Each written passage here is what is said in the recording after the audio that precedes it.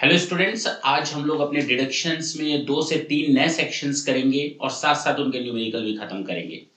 Last session तक हम लोगों ने डिडक्शंस की काफी सारे क्वेश्चंस और काफी सारे सेक्शंस ऑलरेडी देख लिए हैं। देखते हैं क्या है इस सेक्शन में। सेक्शन नंबर है आपका 80, JJAA। जाते हो तो जाओ, जाओ, JA जाओ। एम्प्लॉइज को कहते हैं जाते हो तो जाओ, कोई दूसरा तो आ ही जाएगा, आ जाएगा। तो सब आ जा पर डिपेंड है एम्प्लॉइज के आने और जाने पर। गवर्नमेंट ने एक बहुत बढ़िया स्कीम स्टार्ट की। उन्होंने कहा कि भाई हमें देश में रोजगार को बढ़ावा देना है, चाहे आप स्वरोजगार कह लीजिए, सेल्फ एम्प्लॉयमेंट या एम्प्लॉयमेंट की बात कर लीजिए। अगर हम एम्प्लॉयमेंट की बात करें तो वहां पर गवर्नमेंट ने ऐसे बिजनेसमैन को जो नए एम्प्लॉयज को अपने यहां हायर करते हैं, चाहे वो कॉर्पोरेट हो, चाहे नॉन कॉर्पोरेट हो, इंडिविजुअल हो, फर्म हो, कोई भी स्टेटस में हो, if they are just employing a new employee in their concern, they can get the benefit under this section. Either this is a new entity or existing entity, whatever the case is. चाहे वो new entity हो, चाहे वो existing entity हो, दोनों cases में आपको इस सेक्शन में बेनिफिट मिलेगा, किसी भी एसएससी को मिलेगा। जी सर। अच्छा सर, एक बात बताइए ना, अच्छा, क्या ये बेनिफिट रेजिडेंट को भी मिलेगा या नॉन रेजिडेंट को भी मिलेगा या नहीं मिलेगा? अगर वो नॉन रेजिडेंट इंडिया में बिजनेस करता है, मैंने क्या कहा, इस सेक्शन का मेन पर्पस है लोगों को एम्प्लॉयमेंट देना इन इंडिया, ना कि आउटसाइड इंडिया। तो अगर कोई नॉन रेजिडेंट इंडिया में एम्प्लॉयमेंट देता है तो उसको भी इस सेक्शन में बेनिफिट दिया जाएगा। तो it is available to all type of एसएससीज, पहली चीज। दूसरा, उन्हीं एसएससीज को ये बेनिफिट मिलेगा जिनकी टैक्स ऑडिट हुई है अंडर सेक्शन 44A(b) में लास्ट ईयर, क्योंकि लास्ट ईयर के बेसिस पर ही हम बेनिफिट दे पाएंगे, अदरवाइज कहां से दे पाएंगे। यानी कि जिनकी टैक्स ऑडिट हुई है उनको ये बेनिफिट मिलेगा। टैक्स ऑडिट हुई है इसका मतलब बिजनेस होना चाहिए। देखिए ना, चीजें अपने आप अटैच हो रही हैं। मैंने क्या कहा, एम्प्लॉयर एम्प्लॉय होनी चाहिए। एम्प्लॉय जाहिर सी बात है, बिजनेस या प्रोफेशन की बात हो रही है। तो मैंने कहा न्यू एम्प्लॉयज हैं, ऑल एसएससीज को ये बेनिफिट मिलेगा, चाहे वो रेजिडेंट हो चाहे नॉन रेजिडेंट हो। लेकिन नॉन रेजिडेंट के लिए बिजनेस इंडिया में करना जरूरी है, ठीक है ना, उस पर्पस के लिए। अच्छा सर, आपने कहा कि पीजीबीपी होना चाहिए और टैक्स ऑडिट होना चाहिए, बस ना? हाँ, ये शर्त याद रखेंगे। पीजीबीपी मैंने बोला नॉट टू प्रोफेशन, यानी ये सेक्शन एप्लीकेबल नहीं होगा प्रोफेशन पर, केवल बिजनेस पर ही एप्लीकेबल होगा, दैट्स इट। प्रोफेशन पर ये बेनिफिट नहीं मिलने वाला। हां, उन्हीं एम्प्लॉइज को ये बेनिफिट मिलेगा, salary should not be, shall not be in excess of 25,000, यानी 25,000 रुपए से ज्यादा पाने वालों को, एम्प्लॉयज को यह बेनिफिट नहीं मिलेगा। दूसरी चीज, पार्टिसिपेंट्स नॉट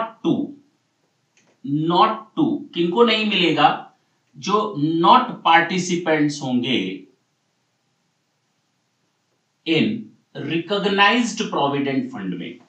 अरे भाई, अगर रिकॉग्नाइज्ड प्रोविडेंट फंड में कोई एम्प्लॉय पार्टिसिपेट कर रहा है तो ये तो श्योर है ना कि वो एम्प्लॉयमेंट में है।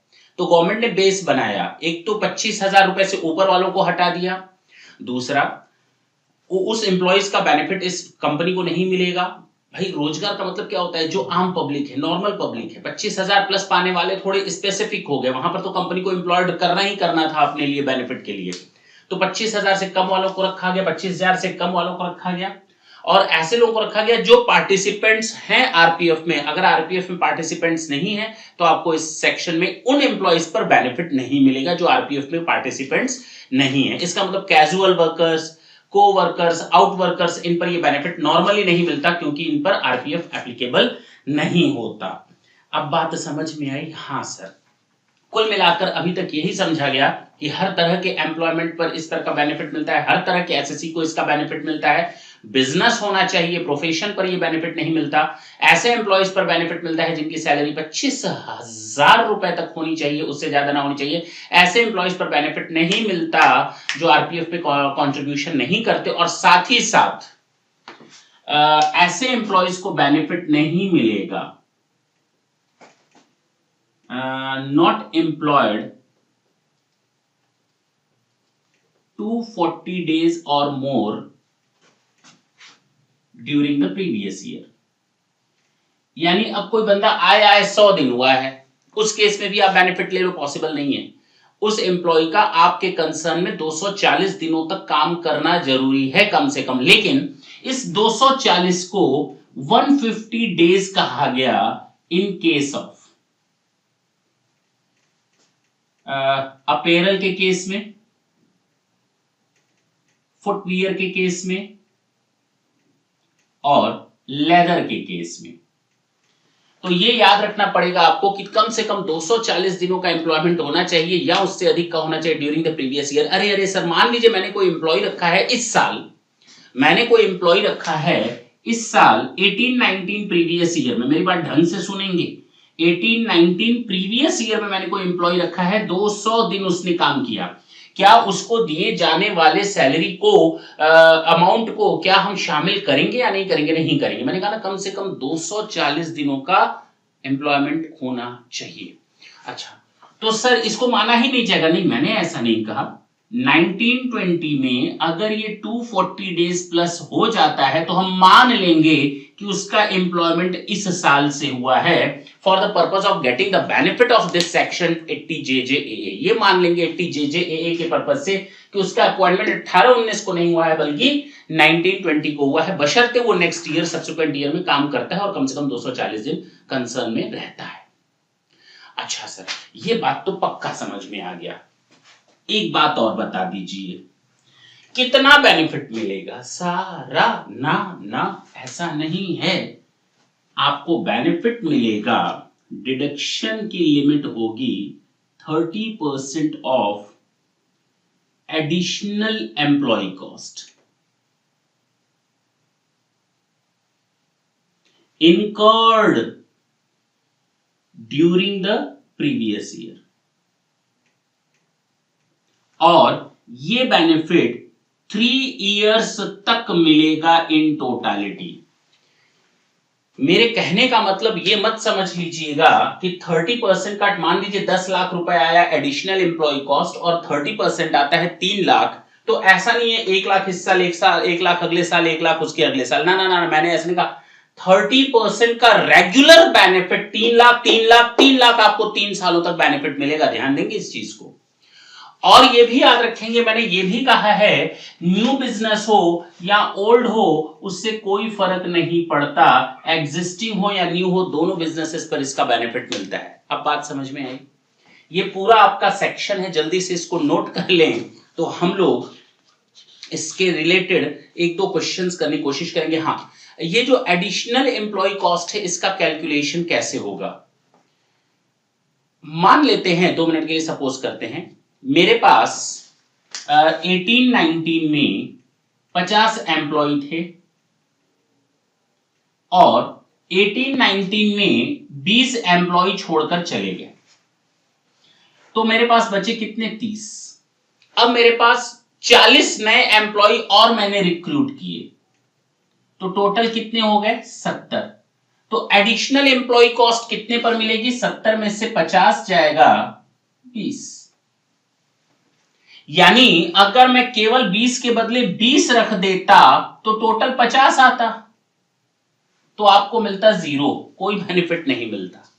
कहने का मतलब हमें इस तरह का कैलकुलेशन करना पड़ेगा। सर आपने एक चीज बात नहीं की, वो है इमोल्यूमेंट्स। इमोल्यूमेंट्स में आपका शामिल होता है monetary benefits, that's it.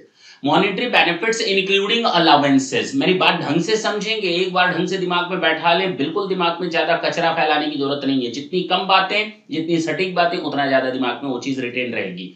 Emoluments का मतलब यहां पर यह है monetary benefits including gross allowances. हम यहां डिडक्शन और एग्जेम्पशन वाले वैल्यू की बात नहीं कर रहे। मैंने एक एम्प्लॉय को दिया एचआरए 5000, उसको 3,000 का छूट मिल गया, टैक्सेबल है 2,000, लेकिन हम यहाँ 2,000 को नहीं, पूरे 5,000 ग्रॉस अलावेंसेस, मैंने वर्ड यूज किया, ग्रॉस अलावेंसेस को कंसीडर करते हैं, एग्जेम्प्टेड अलावेंसेस की बात नहीं करते। यानी कि टोटल आप कैश बेनिफिट जितना भी एम्प्लॉइज को देंगे वो सारा का सारा शामिल होगा। जितना भी एम्प्लॉय को आप ग्रॉस बेनिफिट देंगे, ग्रॉस अलावेंसेस देंगे, वो सारा का सारा इमोल्यूमेंट्स का हिस्सा होगा। परक्विजिट्स तो आता ही नहीं है, परक्विजिट्स तो शामिल ही नहीं होता है, इस चीज का आप बिल्कुल ख्याल रखेंगे। चलिए अब हम बात करते हैं न्यूमेरिकल्स की, जल्दी से नोट कर लें इसको, तो हम न्यूमेरिकल पर चलेंगे।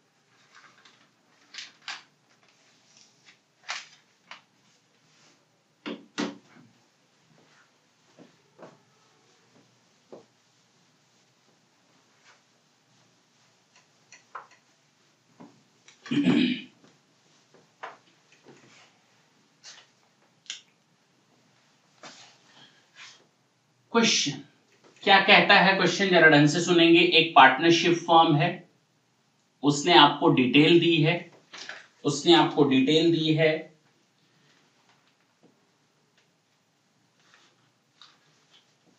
बिजनेस स्टार्ट हुआ है 1 अप्रैल 2018 को, यानी न्यू एंटिटी है, और उसने प्रीवियस ईयर 18-19 के बारे में कुछ बताया है।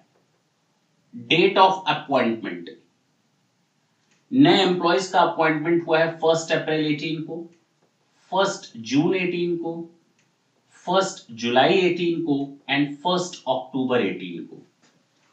नंबर्स कितने हैं एम्प्लॉयज के? 4, 15, 15, 25, in totality 59 number of employees हैं। डेजिग्नेशन क्या है उन लोगों की? ये अकाउंट से रिलेटेड स्टाफ है, ये टेक्निकल स्टाफ है, ये सुपरवाइजर है, 15 सुपरवाइजर, जितने एम्प्लॉय नहीं हो उससे तो सुपरवाइजर, हर 2 एम्प्लॉय पर एक आदमी नजर रखेगा, सुपरवाइज करेगा। हेल्पर है 25।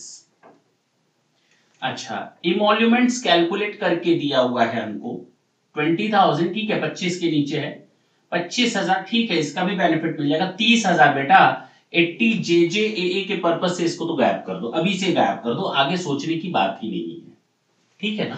बस कहता है determine the amount of deduction available under section 80 JJAA for the assessment year 1920 if the turnover of the company of the previous year 18-19 is 4 crore. अब 18-19 का टर्नओवर है या टैक्स ऑडिट इसका होना है, बात खत्म हो गई। तो इसका मतलब इसने सारी कंडीशंस पूरी की।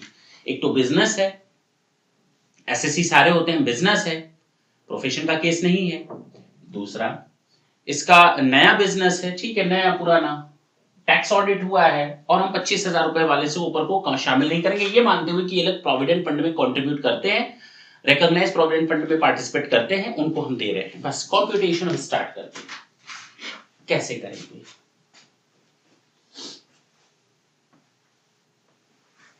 सॉल्यूशन, नोट नंबर 1, इमोल्यूमेंट्स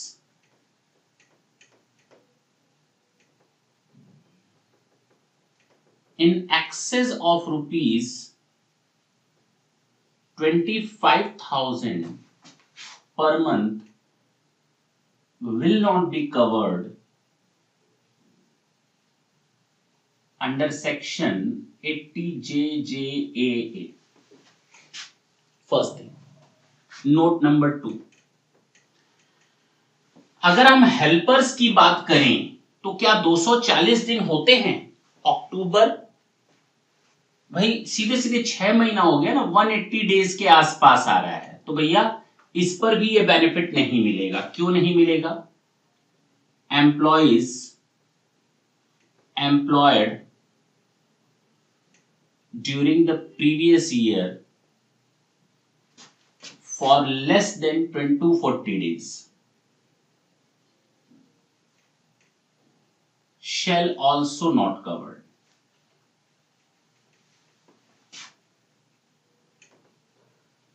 लेकिन आगे की इंफॉर्मेशन नहीं दी गई, तो हम मान लेंगे ये एम्प्लॉइज आगे भी कंटिन्यू रहेंगे और नेक्स्ट ईयर इनका अपॉइंटमेंट 18-19 नहीं माना जाएगा, 19-20 माना जाएगा। इनका अपॉइंटमेंट अब 18-19 नहीं माना जाएगा बेटा, 19-20 माना जाएगा। इस चीज को ढंग से और दिमाग में बैठा लो, ये नहीं कि इनको गायब ही कर दिया, ये तो हमेशा गायब रहेंगे, लेकिन नीचे वाले गायब इस साल के लिए हुए हैं, ये 3 साल अगले साल से काउंट किए जाएंगे इनके लिए, अगर ये 240 दिन से अधिक अपॉइंट करते हैं तो। चलिए अब आते हैं calculation of deduction under section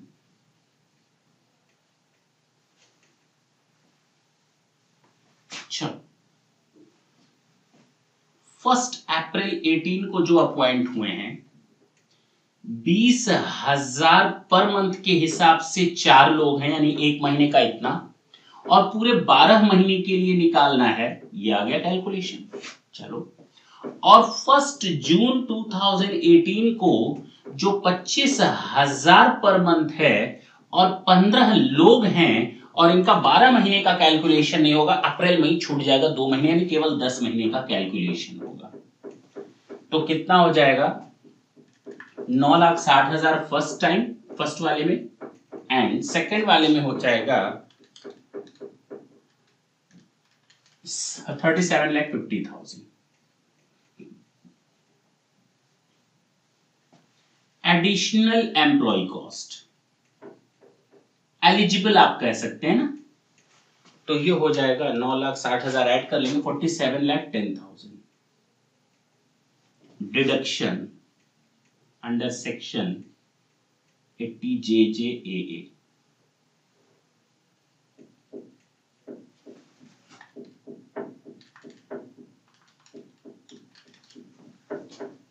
$14,13,000 ये सेम अमाउंट आएगा प्रीवियस ईयर 18-19 में, 19-20 में और 20-21 में। कितना कितना? 14,13,000, 14,13,000 एंड 14,13,000। नोट कर लें तो हम नेक्स्ट क्वेश्चन की ओर चलें, थोड़ा जल्दी करेंगे।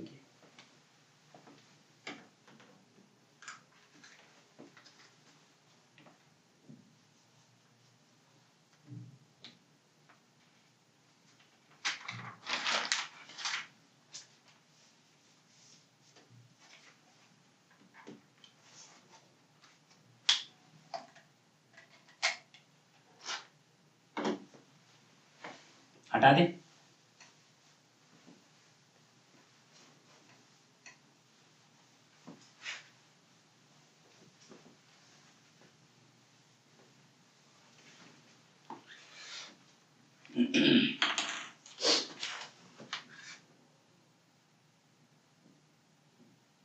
क्वेश्चन, सेकंड क्वेश्चन है, ध्यान से सुनेंगे।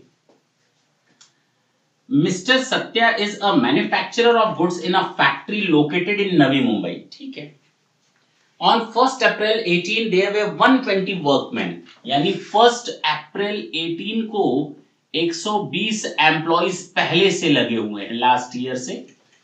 Okay, there were 120 employees engaged in the factory due to increase in demand of his product. He employed 140 new workmen during the previous year. नए 140 और लोग आ गए, जिसमें 140 न्यू एम्प्लॉइज आ गए, जिसमें से 15 जो हैं आपके कैजुअल हैं, तो सर कैजुअल को हटा दो। 25 आपके कॉन्ट्रैक्ट लेबर हैं, तो ये आपके आरपीएफ में नहीं शामिल होंगे। वैसे ही 40 लोगों को शामिल किया गया है 20 अप्रैल 18 को। ओके, और 35 वर्कमैन आए हैं 1 मई 18 को। ओके, और बाकी जो बचे वो आ गए 25 वर्कमैन, ये 5 अगस्त 2018। ठीक, बोलो, ये हमें डिटेल दी हुई है। Compute the deduction under this section if available to mister Satya for assessment year 1920 if wages are paid to each worker 3000 per month. तो इमोल्यूमेंट्स दे दिया हमको 3000 per month. Okay, His profit from the manufacture of goods for assessment year 1920 is इतना and his total turnover is इतना। हमें उससे क्या लेना देना, बस ये मालूम है कि 2.5 करोड़ का टर्नओवर है तो टैक्स ऑडिट हुई होगी। चलो भाई, हमें कैलकुलेशन करना है। आप नोट इन 2 के बारे में लिख लेंगे, calculation of deduction under section, बोलो,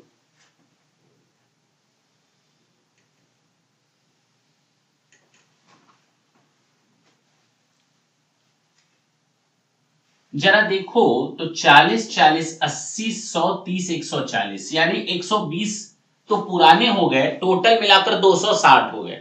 तो एडिशनल तो टोटल 140 हो गए। तो हमें एडिशनल के लिए अलग से कैलकुलेशन करने की जरूरत नहीं, क्योंकि पुरानों में से कोई हटा नहीं है, पुराने एज इट इज वर्क कर रहे हैं। हमें केवल बेनिफिट इन तीनों पर मिलेगा, तो हम यहां लिख देंगे 20 अप्रैल 2018। बोलो, तो एम्प्लॉय कॉस्ट आ जाएगी 40 वर्कर काम कर रहे हैं,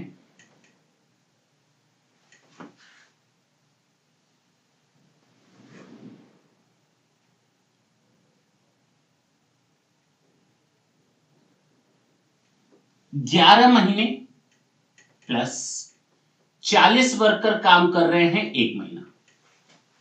सर ऐसे कैसे? 11 महीने का टोटल कैलकुलेशन होगा, क्योंकि देखिए 20 अप्रैल है तो 11 दिन, 20 तारीख से 30 अप्रैल यानी 11 दिन का कैलकुलेशन अलग करना पड़ेगा। इन 40 वर्कर को जो इस 1 महीने में 3000 रुपए के हिसाब से मिला होगा ना अमाउंट, उसका 11 दिन का कैलकुलेशन कर लो। बोलो, अब बात समझ में आई? 11 दिन का यानी वो पूरा अप्रैल का महीने का अलग कर दिया मैंने। अब अप्रैल के बाद जितना बचा सीधे सीधे 11 महीने का कैलकुलेशन कर लो 3000 रुपए के हिसाब से, बस ऐड कर लो, हो गया काम खत्म। हो गया बेटा काम खत्म। बस यही इस क्वेश्चन में नई टेक्निक थी जो आपको सीखनी थी। आते हैं 1 मई 2018। हमें नहीं लगता इसमें कोई दिक्कत होगी। 35 वर्कर और आ गए, सीधे सीधे मई में है तो 11 महीने तक काम करेंगे 3000 के हिसाब से, हिसाब किताब खत्म। अब आते हैं अगस्त में जो एम्प्लॉय आए हैं, क्या वो 240 दिन से अधिक है या नहीं। अगर मैं अप्रैल मई जून जुलाई, अप्रैल मई जून जुलाई और 4 दिन ये हटा दो अगस्त का, तो टोटल आता है हमारा कैलकुलेशन में 30 प्लस 31 प्लस 30 प्लस 31 प्लस 4, 126 दिन। अगर इसको 365 से माइनस कर दिया जाए तो ये आता है 239। क्या संजोग है, गुटका नहीं संजोग, गुटका भी आता है, तो क्या संजोग है, संयोग है, कोइंसिडेंस है कि 239 एक दिन का छूट गया बेटा। हम लोग इसको कंसीडर नहीं करेंगे, नोट आप लिख लेंगे। मैं टोटल करने जा रहा हूं,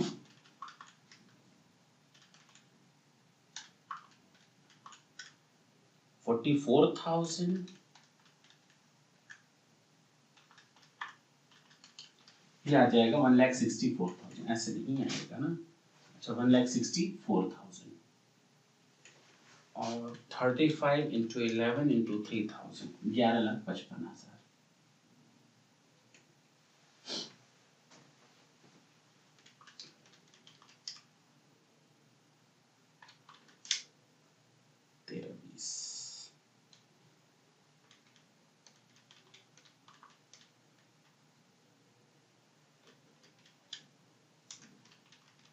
ये आ जाएगा 1364, सॉरी एडिशनल एम्प्लॉय कॉस्ट आ गया हमारा, या एलिजिबल एम्प्लॉय कॉस्ट आ गया इतना।